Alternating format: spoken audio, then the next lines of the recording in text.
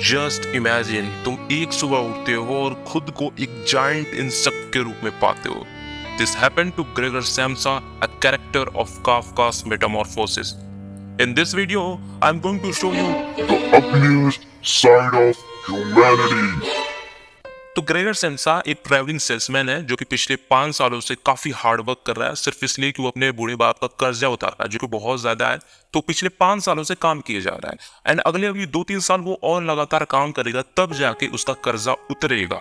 कमाल की बात यह है कि वो इन 5 सालों में कभी भी एक सिक लीव तक नहीं लिया और अचानक से एक सुबह वो जायंट इंसेक्ट बन जाता है, जिसको कि हम इस वीडियो में कॉकरोच बोलने वाले हैं फॉर और कन्वीनियंस। तो आखिर ये हुआ कैसे? तो ग्रेगर सैम्सा सोया हुआ था, सुबह 5 बजे उसकी ट्रेन है, क्योंकि वो एक ट्रेवलिंग सेल्समैन है तो उसको रोज ऑफिस जाना ही पड़ता है। तो एक सुबह वो उठता है और सोचता है कि ये मुझे क्या हुआ, क्योंकि उसे थोड़ा वियर्ड लग रहा था। ऐसा लग रहा था कि उसकी बॉडी थोड़ी चेंज हो गई है, वो थोड़ा अनकंफर्टेबल फील कर रहा था। तो जब उसने देखा अपने चारों तरफ तो सभी चीजें नॉर्मल लग रही थी, तो उसने सोचा कि यार एक काम करता हूं, थोड़ा और सो लेता हूँ ये सारी चीजें भूलकर। वो पैनिक कर जाता है ऐसी सिचुएशन में, क्योंकि वो उठ नहीं पाता है, उसकी बॉडी कॉकरोच की बन गई है, वो काफी अनकंफर्टेबल फील कर रहा है। तो वो जब उठने की कोशिश करता है जबरदस्ती, तो उसकी बॉडी फेल ऑफ कर जाती है बेड से एंड वो फ्लोर से जा टकराता है। इतने में माँ कम नहीं थी तो बाप भी आ गया, वो भी चिल्लाने लगा कि उठो ग्रेगर उठो, क्या हो गया? क्योंकि 5 बजे से उसकी ट्रेन थी, अब तक तो उसको उठ जाना चाहिए था, पर वो नहीं उठा तो सबको होगी फिक्र। ये सब चल ही रहा था कि इतने में दरवाजे की घंटी बजी। कौन आया था? चीफ क्लर्क, उसी के ऑफिस के एक बंदा कि वो देखने आया था कि ये आज लेट क्यों हो गया, क्योंकि काफी इंपॉर्टेंट डे था उसके लिए। चीफ क्लर्क भी उसके दरवाजे के बाहर पीटने लगा कि क्या हुआ, क्यों तुम लेट हो गए, क्यों नहीं आया? ग्रेगर की बॉडी क्योंकि अब कॉकरोच की बन चुकी थी, तो किसी तरह तो जाता है डोर के पास एंड अपने माउथ से उस डोर का लॉक खोलने की कोशिश करता है। और जैसे दरवाजा खुलता है, ग्रेगर की फैमिली और वो चीफ क्लर्क रियलाइज करते हैं कि ग्रेगर सैम्सा एक इंसेक्ट बन चुका है। और ये देखते ही वो सभी डर जाते हैं, शॉक हो जाते हैं। उसकी माँ तो तुरंत बेहोश हो जाती है, वो चीफ क्लर्क वहां से भाग जाता है एंड ग्रेगर का जो बाप होता है चीफ क्लर्क के स्टिक के साथ आया होता है, वो तुरंत उस स्टिक से ग्रेगर को मार मार के उस दरवाजे के अंदर भेज देता है और दरवाजा बंद कर देता है। अचानक से सब चीजें शांत हो जाती है। ग्रेगर सैम्सा पूरी रात उस रूम में रहा। अगली सुबह वो उठता है, देखता है कि उसके रूम में तो एक ब्रेड और मिल्क का बाउल रखा है। ब्रेड एंड मिल्क वैसे तो उसका फेवरेट फूड हुआ करता था जब उसकी बॉडी ह्यूमन की थी, बट क्योंकि अब उसकी बॉडी एक इंसेक्ट की बन गई है, उसे ये पसंद नहीं आ रहा था, तो उसने खाया ही नहीं। ग्रेटे जो कि उसकी बहन थी, उसने ये देखा कि यार मेरा भाई तो खा ही नहीं रहा, तो ग्रेटे क्या करती है, उसके लिए फ्रेश फूड भी ले जाती है, एक्सपायर्ड फूड भी ले जाती है कि कहीं उसे ये अच्छा लग जाए। तो जब वो लेकर जाती है तो ग्रेगर तो डर रहा होता है, वो सोफे के नीचे छुपा होता है कि कहीं उसकी बहन डर ना जाए उससे। और जैसे ही वो रख कर जाती है, ग्रेगर वो फ्रेश फूड को छोड़कर वो सड़ा गला खाना खा रहा है। ग्रेगर को रियलाइज हो जाता है कि मुझे यही पसंद आ रहा है और उस दिन से ग्रेटे का ये रूटीन बन गया था, उसके रूम की साफ सफाई करना, उसे खाना खिलाना। क्योंकि वो एक इंसेक्ट की बॉडी में कन्वर्ट हो चुका था तो उसका रूम भी काफी गंदा रहता था। धीरे धीरे टाइम बीतता गया, ग्रेगर कॉकरोची बन के रह गया और अपने रूम के दरवाजे से वो बाहर अपनी फैमिली की आवाजें सुनता था। ग्रेगर धीरे धीरे ये समझ जाता है कि अब यही मेरी जिंदगी है, अब मैं पूरी जिंदगी कॉकरोच बन के ही रहूंगा, और वो इसे एक्सेप्ट कर लेता है और अब वो वही करता है जो कि कॉकरोच करता है। अब उसे रेंगने में मजा आ रहा था, वो अपने कमरे में रेंगता रहता था, दीवारों पे रेंगता रहता था। तो जब उसकी बहन ने देखा कि जब इसे रेंगना ही है तो क्यों ना इसके रूम के सारे फर्नीचर को निकाल फेंका जाए ताकि इसे और स्पेस मिल जाए रेंगने की। लेकिन ये मत भूलो कि ग्रेगर की बॉडी बनी थी कॉकरोच की, ग्रेगर का सोल अभी भी ह्यूमन था। तो जब वो ये देखता है कि उसके सामान को बाहर फेंका जा रहा है तो वो पैनिक कर जाता है, वो डर जाता है कि ये मेरे साथ ऐसा क्यों कर रहे हैं। ग्रेगर उन चीजों को बचाने की कोशिश करता है जो कि उसको प्यारी थी जब वो इंसान की बॉडी में था। तो वो कुछ पिक्चर जो होती है वॉल पर उनको ढक लेता है कि कहीं इसको भी वो ले ना जाए। तो ग्रेगर वही वॉल पर रहता है, उसकी माँ वहीं से गुजर रही होती है और उसको देखकर डर जाती है। अब क्योंकि ग्रेगर सैम्सा ही पूरे घर में कमाने वाला था, पूरी फैमिली उसी पर डिपेंडेंट थी, तो जब वो कॉकरोच बन गया तो काम करने लायक तो रहा नहीं, तो उसके बूढ़े बाप को अब काम करना पड़ रहा था। जस्ट इमेजिन, एक बूढ़ा बाप अब इस उम्र में काम कर रहा है, तो उसको एक तो बहुत शेम हो रही थी कि अब मुझे इस उम्र में काम करना पड़ रहा है। तो ग्रेगर के फादर जब काम से घर आते हैं तो ग्रेटी उनको ये सब बताती है कि कैसे माँ डर गई थी ग्रेगर को देखकर। ग्रेटी ये पूरी चीज समझाने की कोशिश करती है, लेकिन ग्रेगर के फादर इसको मिस इंटरप्रिटेट कर लेते हैं। उनको लगता है कि ग्रेगर किसी पर अटैक करना चाहता है और इसके चलते ही वो मिस इंटरप्रिटेशन में ग्रेगर पर ही अटैक कर देते हैं। फ्रूट फेंक कर, एक एप्पल फेंक कर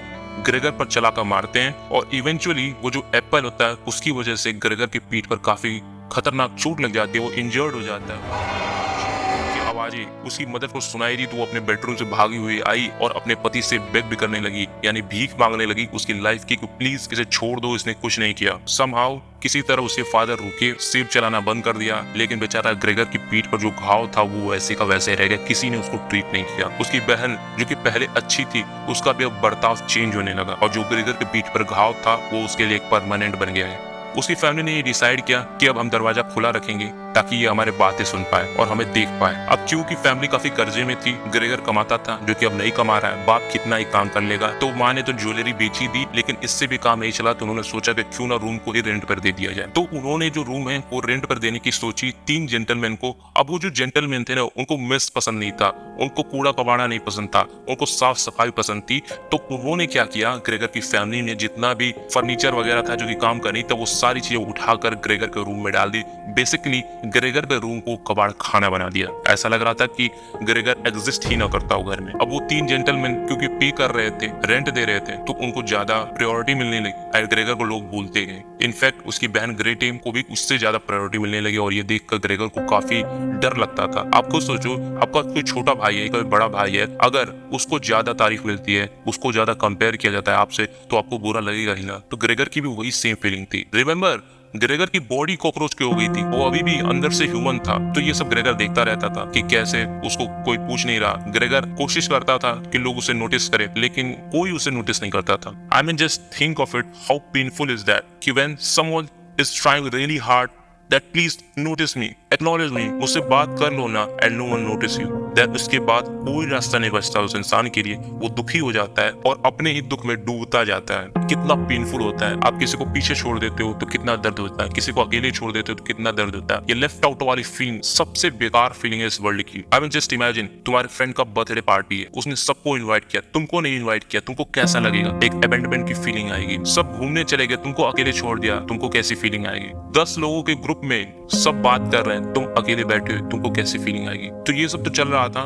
वो जेंटलमैन रेंट पर रहने लगे। अब क्योंकि उनको नफरत थी पेस्ट से, डिसऑर्डर से, मतलब वो अनहाइजीनिक नहीं रहना चाहते थे। ग्रेगर की फैमिली ने ये डिसाइड किया था, हम ग्रेगर को उस रूम में ही लॉक कर देंगे, उस रूम से कहीं जाने ही नहीं देंगे, क्योंकि अगर वो रूम खुला रह गया तो बाहर आ जाएगा और ये देखकर जितने भी जेंटलमैन हैं वो डर जाएंगे एंड शायद चले जाए। उनका जिस चीज का डर था वही हुआ। एक रात क्या हुआ, ग्रेगर के रूम का डोर ओपन रह गया एक्सीडेंटली और उस समय जेंटलमैन घर पे थे। ग्रेगर ने नोटिस किया कि ग्रेटिव वायलिन बजना शुरू करती है। ग्रेगर धीरे धीरे उस रूम से बाहर निकलकर लिविंग रूम में जाने लगता है, क्योंकि वो तीनों जेंटलमैन वही बैठे थे। उनमें से एक जेंटलमैन ग्रेगर की ग्लिम्स देख लेते हैं, मतलब एक झलक देख लेते हैं ग्रेगर की, एंड वो चिल्ला उठते हैं। वो उसके फैमिली को काफी कहा सुनाते हैं कि ये कैसे तुम कर सकते हो, इस घर में इतना बड़ा इंसेक्ट कहाँ से आया, एंड वगैरह वगैरह। काफी झगड़ा होता है और वो जेंटलमैन तुरंत वहां से निकल जाते हैं और उस फैमिली को छोड़ देते हैं अकेले ग्रेगर के साथ। ये सब देखकर ग्रेटे, जिसका अब बर्ताव भी बदल चुका था, वो बहुत नाराज हो जाती है और ग्रेगर की अगेंस्ट बोलने लगती है। ग्रेगर को जो उसने बोला, I think this is the most hurtful line anyone can say to their family member. उसने क्या बोला, वो टेबल पर हाथ मार कर कहती कि मम्मी पापा ये सब नहीं चलने वाला, मैं इस दरिंदे को अपना भाई नहीं बोलने वाली। I don't want to call this monster my brother. All I can see, मैं चाहती हूँ कि किसी न किसी तरह से यह भाग जाए, चला जाए, ये कहीं निकल जाए इस घर से। जस्ट इमेजिन, एक बहन अपने भाई को ये कहती है। वो कहती है कि भूल जाओ मम्मी पापा कि ये ग्रेगर हमारा ग्रेगर है, वो ग्रेगर चला गया, ये सिर्फ एक इंसेक्ट है और कुछ नहीं है। हम खुद को ही चोट पहुंचा रहे इतने लंबे समय से ये मानकर कि ये ग्रेगर है। ये ग्रेगर नहीं, ये एक मॉन्स्टर है। अगर ये ग्रेगर होता तो इतने लंबे समय तक गायब नहीं रहता, वो जरूर आ जाता। ये पॉसिबल ही नहीं हो सकता कि ग्रेगर एक इंसेक्ट की बॉडी में हो। ये सब सुनकर ग्रेगर का दिल मानो टूट गया। ग्रेगर गम में डूब गया और अपसेट होकर ग्रेगर अपने रूम में चला जाता है। जो वो घुसा, तुरंत दरवाजे को बंद कर दिया गया, उसको लॉक लगा दिया गया। ये उसकी बहन थी जिसने वो दरवाजा इतनी जल्दीबाजी में बंद किया और राहत की सांस ली। एट लास्ट वो चला गया, वो मॉन्स्टर यहाँ से चला गया उस रूम में। बाहर ये सारी बातें चल रही थी, ग्रेगर ये सब सुन रहा था। ग्रेगर के जो छोटे छोटे पैर थे वो गिरने लगे। ग्रेगर खुद से सवाल पूछता है कि अब क्या। वो चारों तरफ देखता है, रूम में अंधेरा होता है और वो धीरे धीरे नोटिस कर रहा है कि उसकी बॉडी अब हिल नहीं रही है, वो मूव नहीं कर सकता और उसकी बिना चाहे ही उसका सर अचानक से नीचे होने लगा। एंड एट लास्ट उसने अपनी आखिरी सांस ली और इस दुनिया को विदा कर। उसके जाने के बाद उसकी फैमिली काफी रोई चिल्लाई, बट कुछ दिन बाद सब नॉर्मल हो गया। ऐसा लग रहा था कि मानो उनको रिलीफ मिल गया, उन्हें एक मॉन्स्टर से आजादी मिल गई। ग्रेगर का एक इंसेक्ट में कन्वर्ट होना या ग्रेगर का एक कॉकरोच में कन्वर्ट होना तो एक बहाना था। इस बहाने से काफका तुम्हें ये समझाना चाहते थे कि क्या होता है कि जब तुम एक बोझ बन जाते हो अपने फैमिली के ऊपर। आई mean just think of it कि तुम्हें प्यार क्यों किया जाता है, तुम्हें रिस्पेक्ट क्यों दी जाती है, तुम्हें एडमायर लोग क्यों करते हैं, because you are providing something. And जब तक तुम प्रोवाइड कर रहे हो तुम्हारी वैल्यू तभी तक है। जिस दिन तुमने प्रोवाइड करना बंद कर दिया, मोस्ट प्रोबेबली वो 1 महीना 2 महीना 3 महीना 1 साल तक तुमको सपोर्ट करेंगे एंड देन फिर वही चीजें होंगी जो ग्रेगर के साथ। क्योंकि एज अ सोसाइटी हर इंसान को एक रोल निभाना पड़ता है, आई वुड से। एंड जब तक तुम वो रोल निभा रहे हो ना, तब तक ही तुम्हें रिस्पेक्ट मिलती है। जब तक तुम कुछ प्रोवाइड कर रहे हो तब तक ही तुम्हें प्यार मिलता है, तुम्हें एडमिरेशन मिलती है, तुम्हें एप्रिसिएशन मिलती है। फॉर एग्जाम्पल, तुम अगर स्कूल में होगे, अच्छे मार्क्स लाओगे तो पेरेंट्स खुश होगे, खराब मार्क्स लाओगे पेरेंट्स दुखी हो जाएंगे। तुम अगर 12th पास कर लोगे और 12th पास करने के तुरंत बाद तुमने कुछ नहीं किया, पेरेंट का नजरिया देखना तुम्हारे लिए बिल्कुल बदल जाएगा। मतलब जो इंसान सिर्फ 12th तक एक बच्चा था, वो अचानक से 1 साल के बाद बड़ा हो जाता है। क्या लॉजिक है ये कि कल तक तुम खुद के डिसीजन भी नहीं ले पाते, आज तुम डिसाइड करोगे तुम्हारा करियर क्या है। अचानक से तुम बड़े हो गए जस्ट बिकॉज कि तुम तब तक एक कंडीशन पे थे कि स्कूल में हो तो कुछ कर नहीं सकते, वरना स्कूल नहीं रहता तो अब जाओ कमाओ खाओ। मैं नहीं कह रहा कि ये गलत है, मैं ये कह रहा हूँ कि एक इंसान को प्यार मिलता है कंडीशन पे, वो क्या प्रोवाइड कर रहा है फैमिली के लिए, वो क्या कर रहा है बाकी लोगों के लिए। और ये मैं एक आदमी की बात नहीं कर रहा हूँ, एक वुमेन जो कि घर में खाना बनाते, तुम्हारी माँ, अगर वो खाना बनाना बंद कर दे तो तुम्हें क्या लगता है लोग कब तक सपोर्ट करेंगे? वो 1 हफ्ते तक झेल जाएंगे, 2 हफ्ते तक, एंड फिर देखना तुम्हारी माँ के लिए भी लोगों का बिहेवियर कितना बदल जाएगा। तो जब तक तुम प्रोवाइड कर रहे हो वैल्यू तुम्हारी तभी तक है। जिस दिन तुमने प्रोवाइड करना बंद कर दिया, फर्क नहीं पड़ता कि तुमने कितना काम किया था अब तक, इस समय तुम क्या हो, उनके लिए बोझ हो बस। तुमने नोटिस किया होगा कि बहुत सारे घर में जो एजेड ग्रैंडफादर होते हैं, ग्रैंड मदर होती है, उनको किस तरह से ट्रीट किया जाता है। आई डोंट थिंक कि सभी घर में अच्छे से ट्रीट किया जाता होगा। क्यों नहीं ट्रीट किया जाता? क्योंकि पहले तो वो तो काम कर रहे थे, पहले तो उन्होंने इतना कुछ किया तुम्हारे फैमिली के लिए, पर क्योंकि अब वो काम नहीं कर सकते, वो बूढ़े हो चुके हैं, तो जस्ट बिकॉज उनकी वैल्यू खत्म होगी। क्यों नहीं किसी इंसान को बिना कंडीशन पे प्यार किया जाता? क्यों नहीं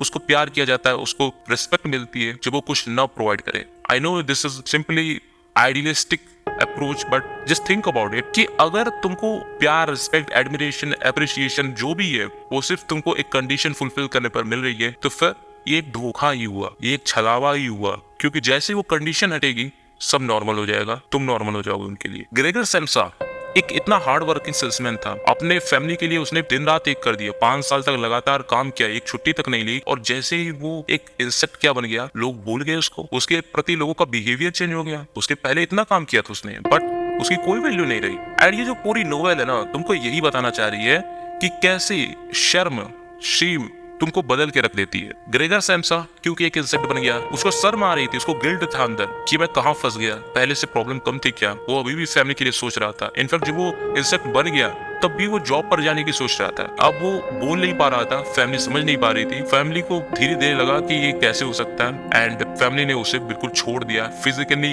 इमोशनली, हर तरफ से उसको निगलेक्ट कर दिया, उसको अबैंडन कर दिया। The whole point of this novel, would you still love me if I was an insect? क्या तुम मुझे तब भी प्यार करोगे अगर मैं एक इंसेक्ट होता? क्या मेरे बॉडी चेंज होने मात्र मैं बदल गया? मेरे अंदर तो सोल अभी भी थी। ग्रेगर बदल गया था बॉडी से, उसकी सोल ह्यूमन थी, उसको वही दर्द हो रहा था जो पहले हो रहा था, उसको वही फीलिंग थी, बट किसी ने ध्यान नहीं दिया। उस पे तरह तरह के टॉक्सिक टॉर्चर हुए, मेंटली, इमोशनली, सेप चला कर मारा गया, घाव बन गया, वो घाव परमानेंट रह गया। धीरे धीरे वो घाव इतना बढ़ गया कि उसके डेथ की रीजन बन गया। वो इंसान जो कि इतने सालों साल काम करता रहा, आखिर में जाके वो मर जाता है, सिर्फ इसलिए क्योंकि वो इंसान अब कैपेबल नहीं रह गया वो करने को जो कि वो पहले कर रहा था, प्रोवाइड नहीं कर पाया अपनी फैमिली के लिए। अब उसे सिर्फ मरने का इंतजार था, जो कि वो लास्ट में मर जाता। That creepy feeling that your existence now become unpleasant. कितना खराब लगता होगा ना कि एक समय पर जो तुम्हारी एग्जिस्टेंस थी अब वो एक अनप्लेजेंट बन गई है, अब उसे कोई खुश नहीं है। तुम ये चीज कभी ना कभी एक्सपीरियंस करोगे अपनी लाइफ में। अब किसी ट्रॉमा से अगर गुजर रहे हो या फिर किसी हार्ट ब्रेक से गुजर रहे हो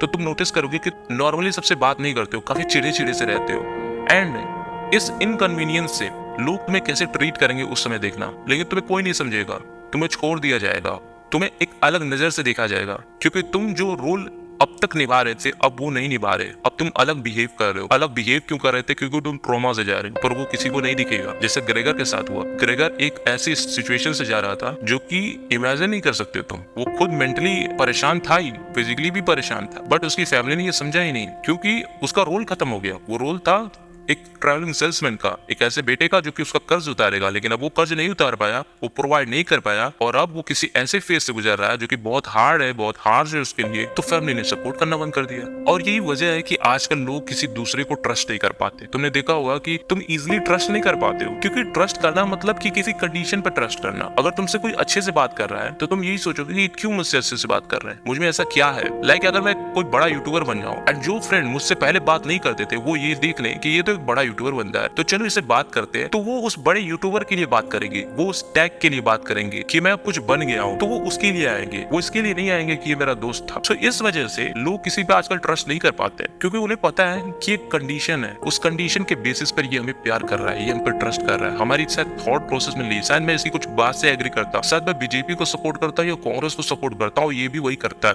इसलिए ये सिर्फ मेरे साथ दोस्त है। और अगर मैंने ये छोड़ दिया, अगर मैंने कांग्रेस को सपोर्ट कर लिया या मैंने बीजेपी को सपोर्ट कर लिया, तो ये उसी वक्त शायद हमारी दोस्ती खत्म हो जाए या फिर दोस्ती में दरार आ जाए। कभी किसी पूछना डिसेबल्ड पर्सन से वो अपनी फैमिली के बारे में क्या सोचता है या फिर वो अंदर से फील कैसा करता है, आई एम श्योर कि वो यही सोचता होगा कि यार मैं तो एक बोझ हूं इनके लिए, ना मैं किसी काम का हूँ, ना मैं कोई काम कर सकता हूँ, सिर्फ घर में बैठ के खाता हूँ। वो एक बर्डन फील करते हैं खुद को अपनी फैमिली पे, वो बर्डन अपनी फैमिली के मेंबर की आंखों में उनको दिखता है। जो नजरें होती है ना वो झूठ नहीं बोलती, आप देख लेते हो कि ये इंसान आपके बारे में क्या सोचता है।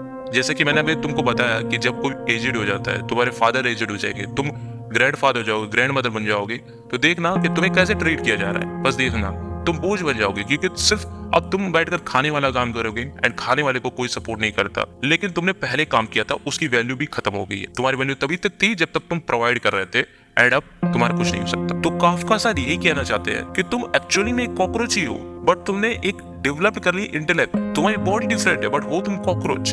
लेट्स जस्ट इमेजिन इंसान को इंसान क्या बनाता है, उसका बॉडी स्ट्रक्चर। जब ग्रेगर अपनी बॉडी लूज कर देता है वो एक इंसेक्ट के फॉर्म में आ जाता है, डिस्पाइट कि उसका अभी भी जो सोल था वो ह्यूमन का था, वो अंदर से ह्यूमन ही था, बट क्योंकि उसकी बॉडी चेंज हो गई तो वो अब ह्यूमन नहीं रहा। अब तुम सोच रहे होगे यार कि तू इतनी बातें बता रहा है, ये मेरे साथ तो कभी नहीं हो सकता, मेरे पेरेंट्स तो बहुत अच्छे हैं। जस्ट थिंक ऑफ इट कि शायद तुमसे उनकी कुछ ना कुछ कंडीशन जुड़ी हुई। तुम एक इन्वेस्टमेंट हो यार, सिंपली। अगर तुम एक टीनेजर हो ना तो तुम एक इन्वेस्टमेंट हो, और अगर तुम एक एज अ इन्वेस्टमेंट उनको रिटर्न नहीं देते हो ना तो तुम एक बुरी इन्वेस्टमेंट हो। काफी हार्श लग रहे हो वर्ड, लेकिन मैं ट्रूथ बोल रहा हूँ कि तुम एक इन्वेस्टमेंट ही हो। तुम 9th 10th में हो या फिर जिस भी क्लास में होगा, जैसे ही तुम 12th पास करोगे ना तुमको एक अलग ही वे में ले जाया जाएगा। तुम कहोगे भाई ये कैसा हो रहा है, ये लोगों को बर्ताव कैसा हो गया है, अचानक से मैं बेरोजगार बन गया, अचानक से मेरे साथ ऐसे कोई कैसे बिहेव कर सकता। तुम सोच नहीं सकते कि ये क्यों हो रहा है, कैसे हो रहा है। काफी ये क्रीपी वाइब आएगी, काफी एक अलग फीलिंग आएगी, एक वियर्ड फीलिंग आएगी।